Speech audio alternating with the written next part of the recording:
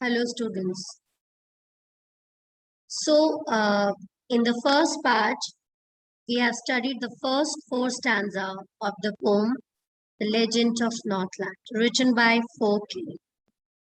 We have studied in this poem that how a phantom and imaginary story is very famous in the Northland, a place where the days are shorter and the nights are longer.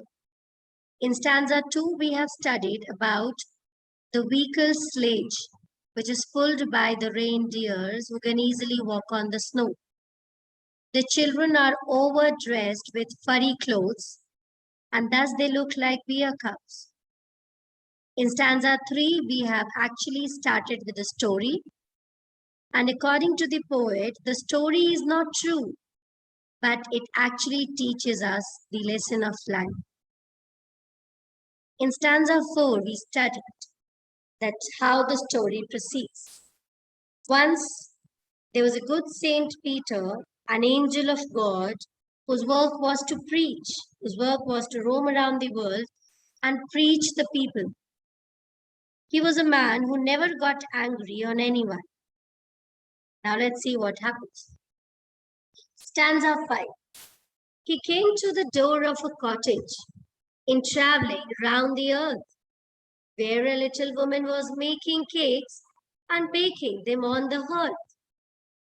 So here in this stanza, we are getting to know that while traveling throughout the world, finally, Saint Peter came in front of the door of the cottage. There was an old lady inside the cottage, and she was making cakes, and she was baking those cakes on the hearth. Hearth is an open area in the house, especially in the hill stations, where the firewood burns and the smoke comes out through a chimney. So this lady was baking the cakes in the earth, and Saint Peter reached the cottage. Let's move ahead. But before moving ahead, let's talk about the poetic devices. In stanza 5, line number 1, we have the first device as alliteration. Alliteration is used in came and cottage, see, to, the is T. And of course, we have assonance, the repetition of the vowel O and the vowel E. In fact, A is also repeated 4 times in the line. In the second line, assonance device is used. In the third, again, we have alliteration and assonance. Alliteration device is used in where, was, woman. W is repeated 3 times. And the rhyming scheme of stanza 5 is A, B, C, D. Stanza 6. And being fainted with fasting, for the day was almost done, he asked her from her store of cakes to give him a single one. So as Saint Peter was roaming around the world since morning, and here the day was almost done, it means the day has come to an end. And Saint Peter was fasting. He has not eaten anything since morning. So he was feeling very restless. He was feeling very tired. So he requested the lady to give him just one cake from stores of cakes. We know that lady was having number of cakes in her cottage.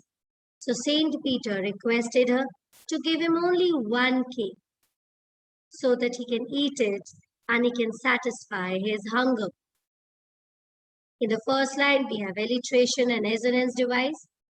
In the second line, again, we have alliteration in day and done, D, and we have a phrase. Day was almost done. Almost done means finally it was over. In the third line, you can see her is repeated twice. So we have mentioned here repetition device, and of course we have assonance. The rhyming scheme of the stanza is A, B, C, D. Stanza 7. So she made a very little cake, but as it baking lay, she looked at it and thought it seemed too large to give away. Just imagine, this stanza will tell you that how mean the lady was.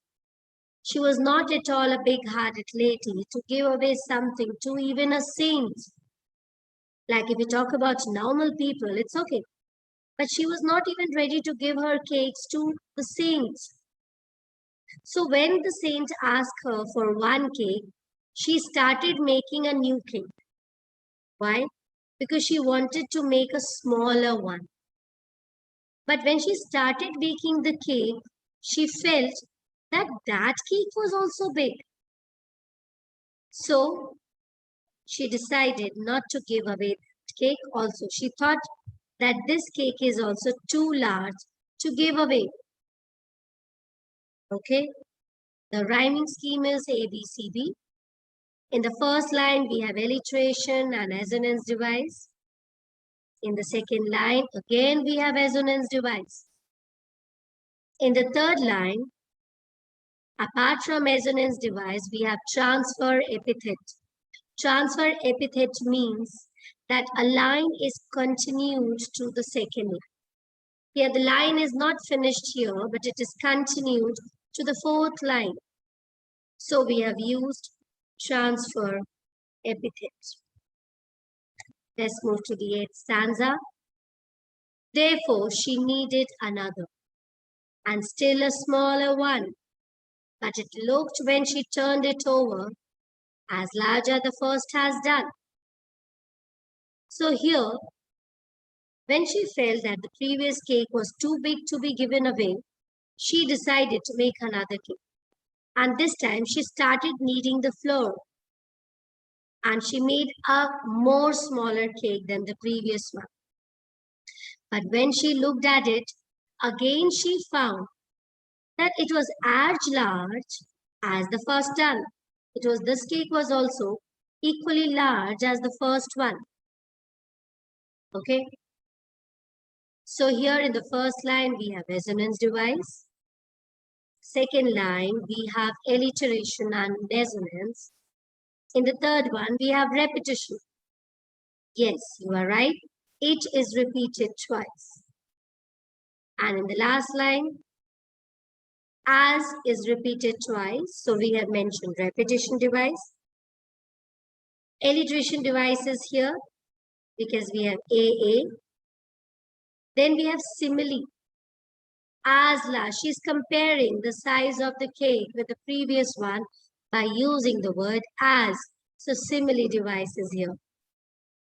And no doubt, we have the next device, that is assonance. And the rhyming scheme of this poem stanza is ABC. So here, we are done with the next 4 stanzas of the poem. We'll continue further with the remaining stanzas in the next part. Till the time, thank you everyone.